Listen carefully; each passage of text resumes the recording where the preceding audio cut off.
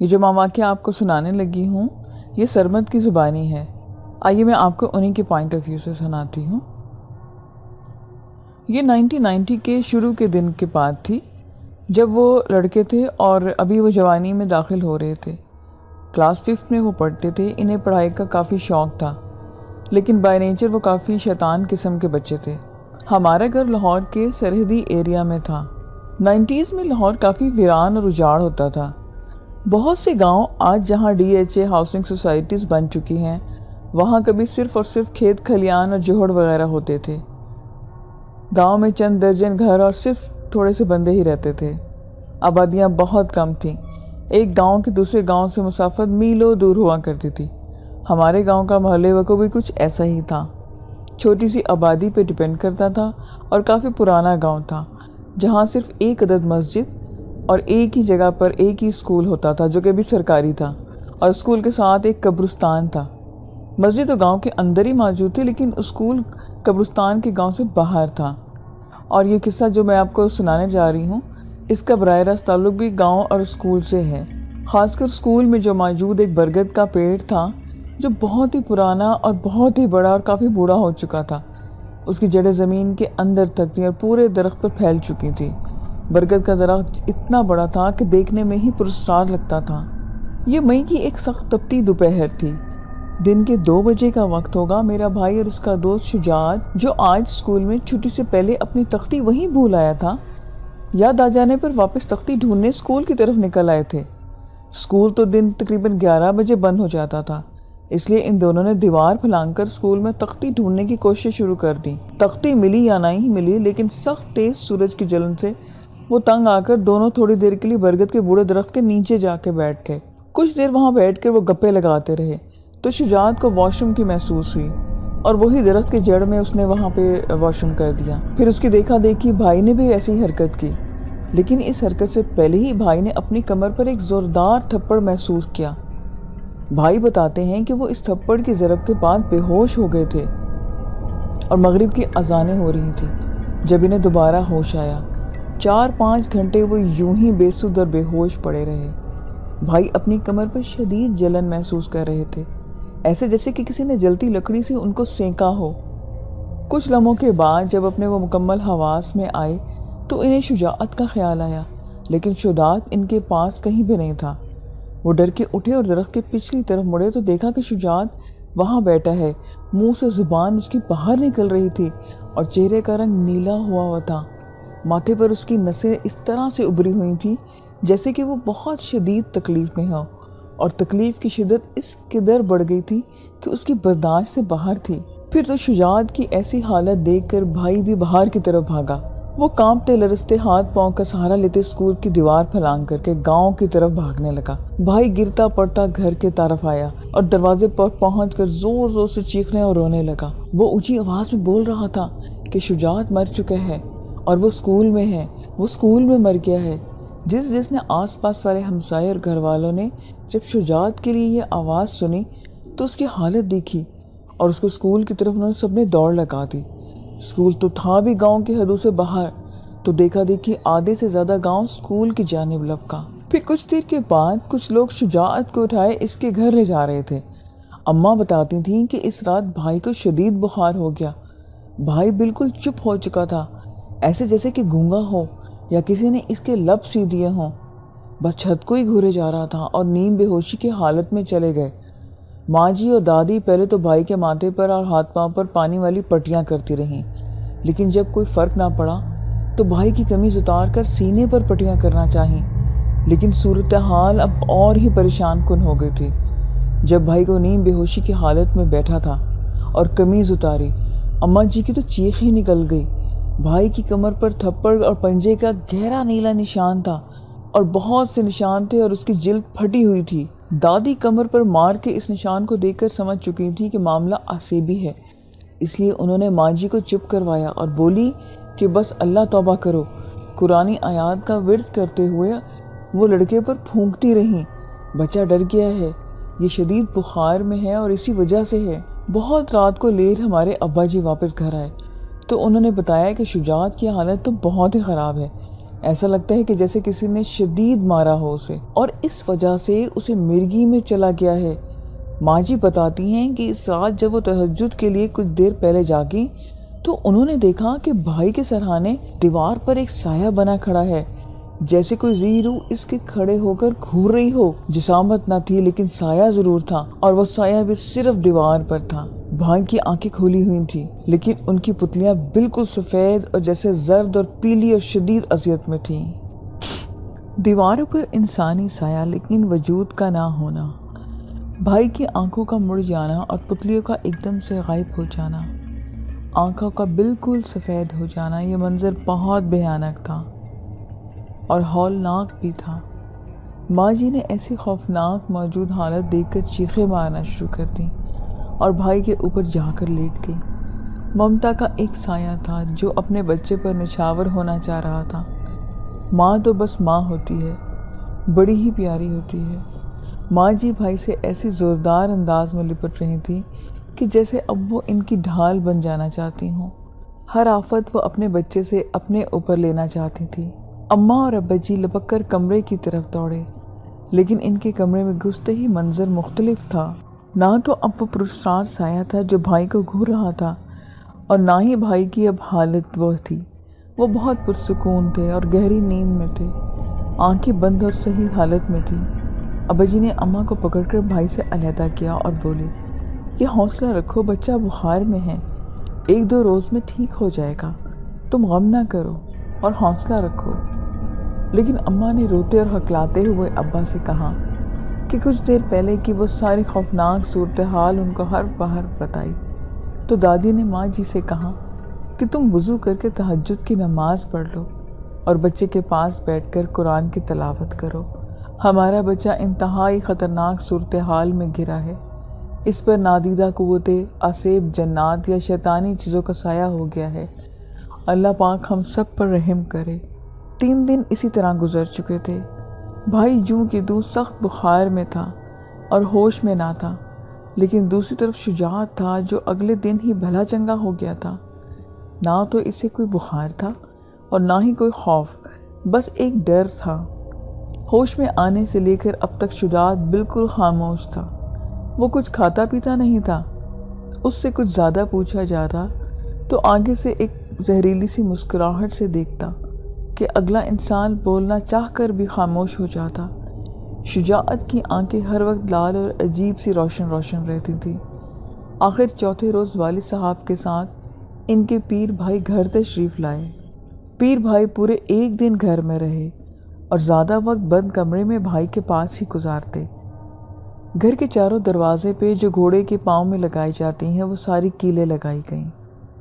ماں جی بتاتی ہیں کہ وہ جاتے ہوئے ابا جی سے سختی سے کہہ کر گئے تھے کہ بچے کو دوبارہ ہرگز اسکول اور اس بورڈ کے درخت کے پاس مت بھیجنا، کچھ عرصے اسے بالکل اکیلا مت چھوڑنا، اس کے آس پاس ہر وقت کوئی موجود ہونا چاہیے۔ اس شیطانی غفریت کا سایہ ہو گیا ہے، جو ایک بار کسی سے چمٹ جائے تو مر کر ہی پیچھا چھوڑتے ہیں۔ میں نے اس کے گرد حصار باندھ دیا ہے جس سے یہ اس قدر تو محفوظ ہے کہ اسے کوئی جانی نقصان نہیں پہنچے گا، لیکن اعصابی خوف اس پر ہمیشہ قائم رہے گا۔ اب اماں اور ابا جی حتی الامکان یہی کوشش کرتے کہ بھائی گھر سے باہر نہ نکلے اور کوئی نہ کوئی اس کے آس پاس موجود رہے۔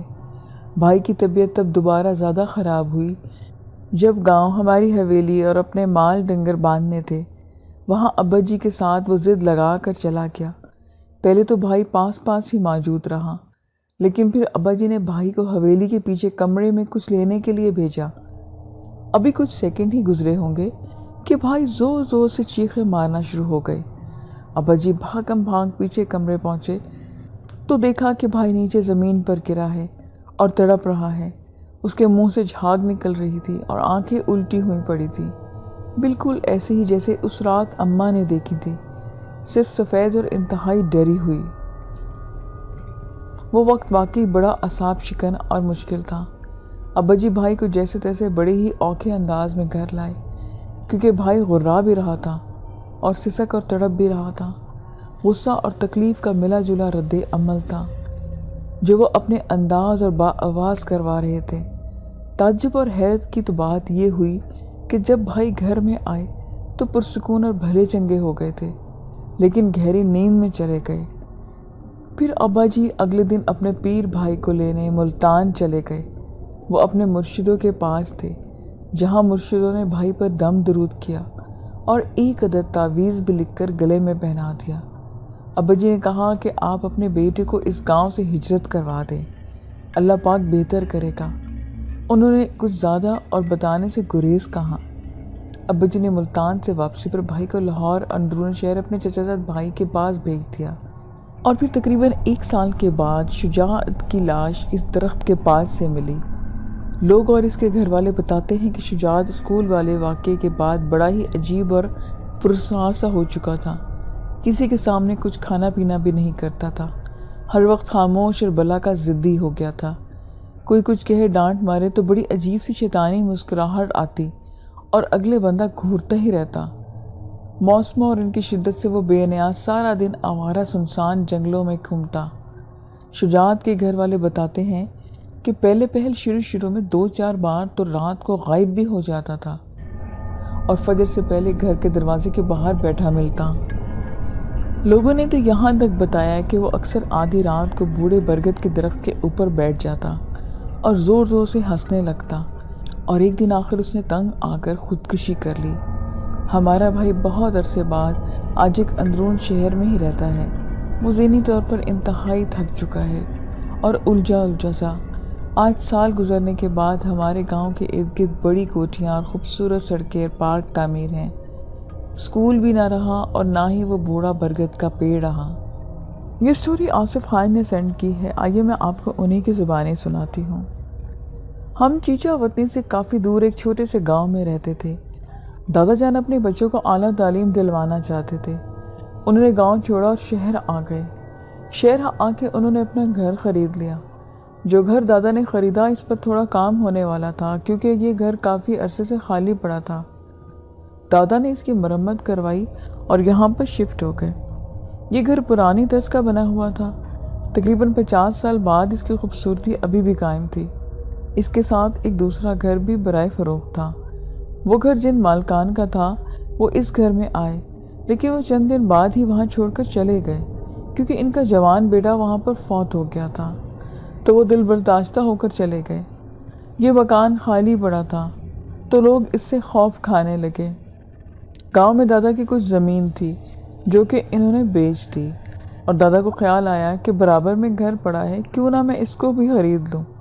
انہوں نے سوچا کہ یہ دوسرا مکان خوبصورت اور مضبوط بنا ہوا ہے، ہمارے گھر کے ساتھ جڑا ہوا بھی ہے۔ اگر ہم لوگ اس کو بیچ کی دیوار گرا دیں تو ہماری رہائش اور بڑی ہو جائے گی، بعد میں بچوں کے کام بھی آئے گی۔ یہ دوسرا گھر دادا نے خرید لیا، اور میرے ابو جو دادا کے سب سے بڑے بیٹے تھے، ان کی شادی کی اور میرے ابو امی کو اس گھر میں شفٹ کر دیا۔ پہلے دن سے ہی میری امی کا وہاں دل گھبرانا شروع ہو گیا، تو انہوں نے ماسی بشیرہ کو ہمارے گھر رہنے کے لیے بلا لیا، جو کہ میری نانی کے ہاں رہتی تھی اور ایک لاوارث عورت تھی۔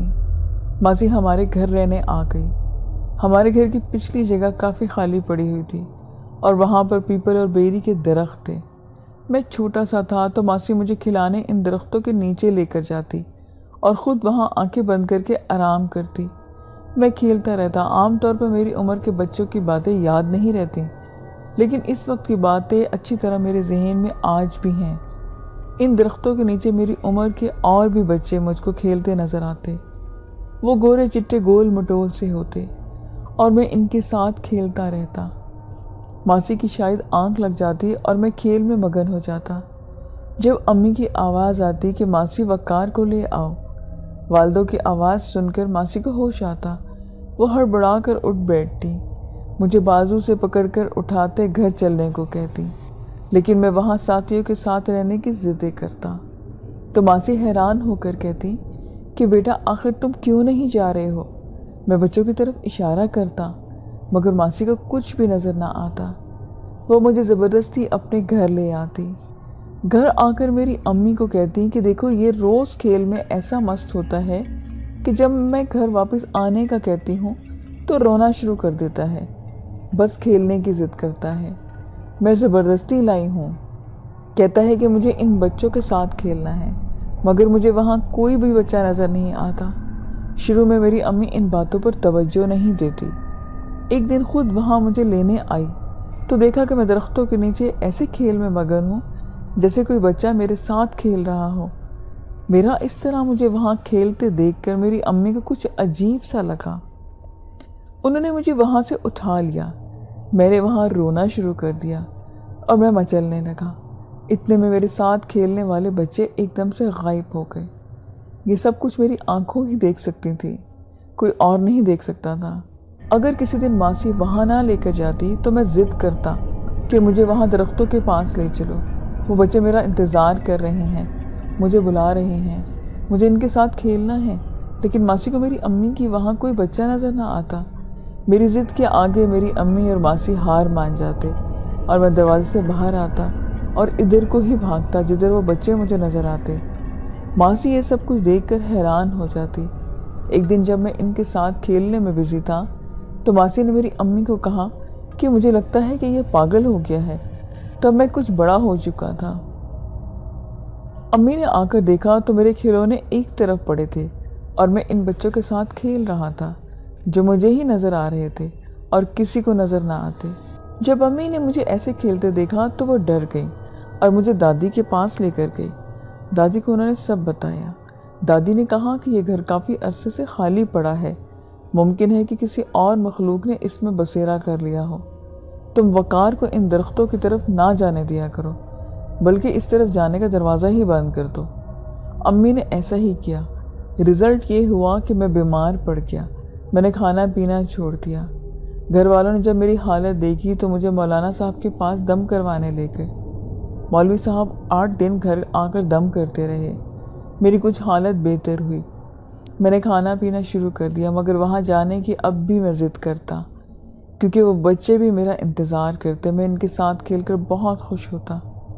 मासी ने एक दिन कहा कि वहाँ कुछ भी नहीं है, अगर कोई चीज़ है तो आइए मेरे साथ मुकाबला करें।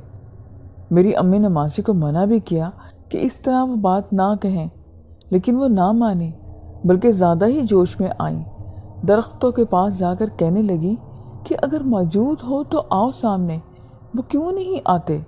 अरे ओ बुज़दिल, अभी उनके अल्फाज अदा भी नहीं हुए थे कि एकदम ऊपर की तरफ से वो उठी और फिर नीचे आ गिरी और साथ ही उनकी पिटाई भी होना शुरू हो गई। ये देखकर मेरी अम्मी हैरान रह गई और कहने लगी कि माफ़ कर दो इसे, इससे गलती हो गई है। लेकिन वो नादीदा कुव्वत शदीद गुस्से में थी।